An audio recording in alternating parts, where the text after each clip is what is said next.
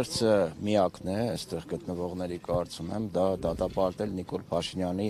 բռնաճնշումները հայ առաքելական եկեղեցու դեմ, այս բռնաճնշումները ոչ միայն հակաեկեղեցական են, այլ նաև հակաքրիստոնեական են, որովհետև արդեն իմ մոտ կասկածներ չի հարուցում այն, որ Նիկոլ Փաշինյանի այս գործողությունները պայմանավորված են Փաշազադեի հրահանգով, որովհետև հայ առաքելական եկեղեցին այս բռնաճնշումներից առաջ եկեղեցու առաջնորդ Գարեգին կաթողիկոսը Ժնևում հայտարարեց գերիների վերադարձի թեմայի մասին, բարձրաձայնեց այդ թեման, արցախցիների իրավունքների, Արցախ վերադառնալու իրավունքի մասին խոսեց ու սկսվեցին այս բռնաճնշումները, ու դրանից առաջ արդեն Փաշազադեն հրահանգ տվել էր, որ եկեղեցին պետք է կարգի հրավիրվի, մեղմ ասած, ու Նիկոլ Փաշինյանը լծված է այդ գործին, Նիկոլ Փաշինյանը ինչու եկեղեցու դեմ, որովհետև եկեղեցին մնացել է միակ ինստիտուտը համահայկական, որը բարձրաձայնում է արցախահայերի իրավունքների խնդիրը, Սփյուռքի հետ կապված նաև Հայոց ցեղասպանության միջազգային ճանաչման խնդրի հաջորդ իրավատերը, հետևաբար Թուրքիայից եւ Ադրբեջանից նման պահանջ պետք է դրված լինի, ու Նիկոլ Փաշինյանը շատ հիանալի կատարում է այդ պահանջը, ոտնահարելով օրենքը, ոտնահարելով սահմանադրությունը, հասել ենք այնպիսի մի իրավիճակի, որտեղ 30-ական թվականների ոճով, երբ բոլշևիկները փորձում էին կազմաքանդել, փակել, բանտարկել, սպանել ընդհանրապես եկեղեցին, իհարկե իրենց չհաջողվեց, որովհետև քաղաքականություն փոխվեց, հիմա Նիկոլ Փաշինյանը, ես կարծում եմ, գլխում է 36-37 թվականների այդ բռնաճնշումները, հակաաստվածային այդ շրջանի բռնաճնշումները, մնացել է միայն Նիկոլ Փաշինյանը երևի, ասենք, հատուկ ծառայություններին հրահանգի կաթողիկոսին այնտեղ խեղդամահ անեն կամ չգիտեմ, ձերբակալեն, եթե 37 թվի հետ ենք հայլը համեմատականներ անում, որովհետև չի արել այնպիսի բան, որ չեն արել այնտեղ բոլշևիկները բանտարկելով սրբազաններին, հոգևորականներին։ Մենք պետք է հասկանանք, որ այստեղ Նիկոլ Փաշինյանը ընդհանրապես չի դրել եկեղեցու բարեփոխման, եկեղեցու մաքրման խնդիր, այլապես մենք չենք տեսնի իր կողքին հայտնի եպիսկոպոսներին, հատկապես Կճոյանին, որը ինքը իրենով մարմնացում է այն արատների, որի մասին խոսում է Նիկոլ Փաշինյանը, եկեղեցու եւ սրբազանների հետ կապված, անգամ իր հայտարարությունները կան, ազգային ժողովում Բենթլի Սամո հաշվետվություն է պահանջում։ Ես ուզում եմ Նիկոլ Փաշինյանին հարցրել,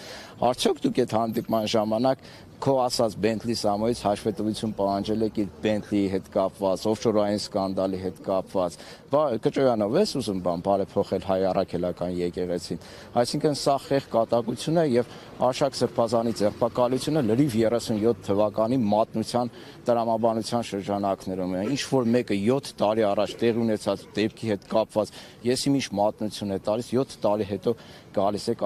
մարդ եք ձերբակալում։ Ես հիշում եմ նախորդ տարի համահեղինակել էիք մի ֆիլմ, որտեղ ներկայացվում էր նաև մեր աղետների պատճառը, անմիաբանությունը, նաև անտարբերությունը կատարվողի հանդեպ, ինչու չստացվեց պատմության ընթացքը փոխել, եթե դասեր ունեինք ու այդ դասերից տեղյակ էին տարբեր շրջանակներ։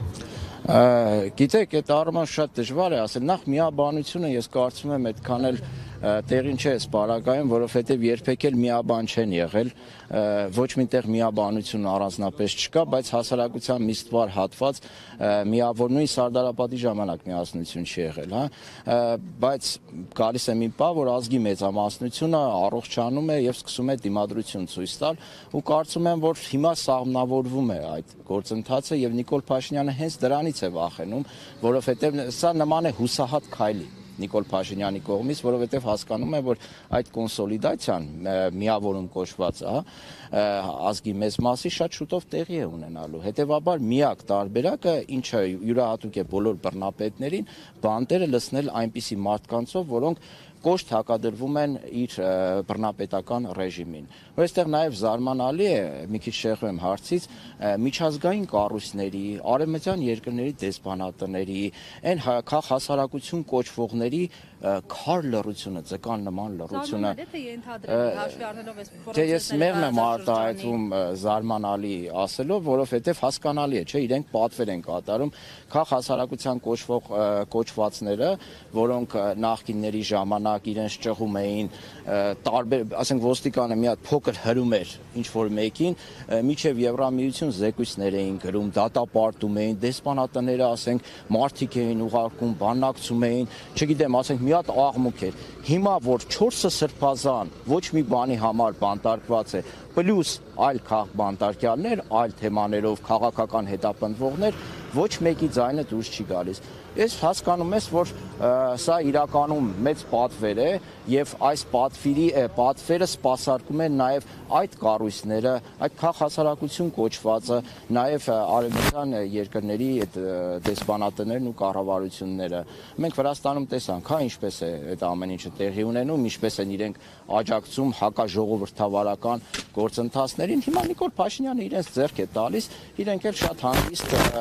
աչք են փակում այս ամեն ինչի վրա, բայց եթե տեղը գա, Զելենսկի դեպքում ո՞նց եղավ։ Ասենք շահերը ոտնահարեց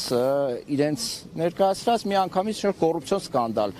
բան եղավ ի հայտ եկավ։ Հիմա Նիկոլ Փաշինյանի պարագայում նույնն է։ Հենց սկսի այդ երկրների Թուրքիայի, Ադրբեջանի նաև պատվերները չկատարել, մի անգամից կտեսնենք, թե Նիկոլ Փաշինյանը ինչ հրեշավոր դիկտատոր է եղել, մի անգամից կլսենք դատապարտումներ։